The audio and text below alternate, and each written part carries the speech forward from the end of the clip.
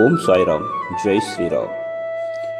మహారాష్ట్రలోని ఎక్కడో మారుమూల వెలుగొందుతున్న సాయితత్వాన్ని వెలికి తీసి ఆ పరమాత్మ ప్రకాశాన్ని మన అందరిపై ప్రసరింపచేసిన మహానుభావుడు శ్రీ నరసింహస్వామి గారు. షిరిడీ పరమశాంతి నిలయం, పరమాత్మ సంగ్రహానికి కేంద్రస్థానమది. అక్కడ కొలువున్న శ్రీ సాయినాథుడిది సచ్చిదానంద స్వరూపం. అక్కడికి వెళ్ళిన వారికి సచ్చిత్ ఆనందాలు సొంతమవుతాయి. శ్రీ సాయిలోని ఈ మహిమాన్వితత్వాన్ని లోకానికి మొదట తెలియపరిచిన వారు శ్రీ బివి నరసింహస్వామి గారు. స్వామి సద్గురువు కోసం సత్యాన్వేషణ సాగించారు. ఖేడ్గాంలోని నారాయణ మహారాజును దర్శించుకొని, ఎన్నో రత్నాలను చూశాను, స్వచ్ఛమైన రత్నం ఒక్కటి కనిపించలేదు. ఒక్కో దానికి పగులు, ఒక్కో దానికి చుక్క, ఒక్కో దానికి సుడులు, ఇలా ఏదో దోషం, ఏదో లోపం కనిపిస్తూ ఉన్నాయి.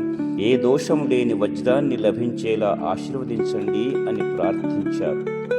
షిరిడీ వెళ్ళు, అమూల్యమైన రత్నము లభిస్తుంది అని చెప్పారు నారాయణ మహారాజు. ఆ రత్నమే శ్రీ సాయిబాబా. స్వామి ఎన్నో తీర్థాలు, క్షేత్రాలు తిరిగినా లభించని మనశ్శాంతిని శ్రీ సాయి సన్నిధిలో పొందారు. శ్రీ సాయి లీలలను, మహిమలను, భక్తుల అనుభవాలను సేకరించి శ్రమ కోర్చి ప్రబోధించారు.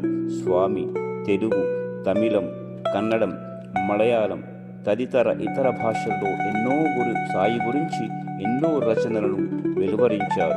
స్వామి కృషి ఫలితంగానే శ్రీ సాయి ఇంటింటికి ఇలవేల్పు అయ్యారంటే అతిశయోక్తి కాదు.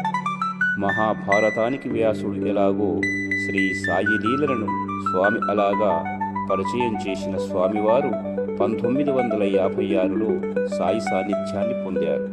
మరిన్ని మంచి వీడియోలతో మీ శరత్ కుమారాచార్య. ఓం సాయిరామ్. జై శ్రీరామ్.